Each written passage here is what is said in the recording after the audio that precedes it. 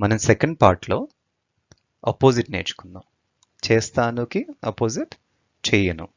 So నేను చెయ్యను, అది ఇంగ్లీష్లో చెప్పాలి నేర్చుకుందాం. నేను అంటే ఐ, ఫ్యూచర్ కాబట్టి విల్. చెయ్యను అని చెప్పాలి కాబట్టి నాట్ అనేది రావాలి. I will not. చేయడం అంటే do. I will not do. నేను చేయను. ఆ విల్ నాట్ వచ్చినప్పుడు కొంచెం స్టైలిష్గా మాట్లాడాలంటే వోంట్ అని కూడా అనొచ్చు.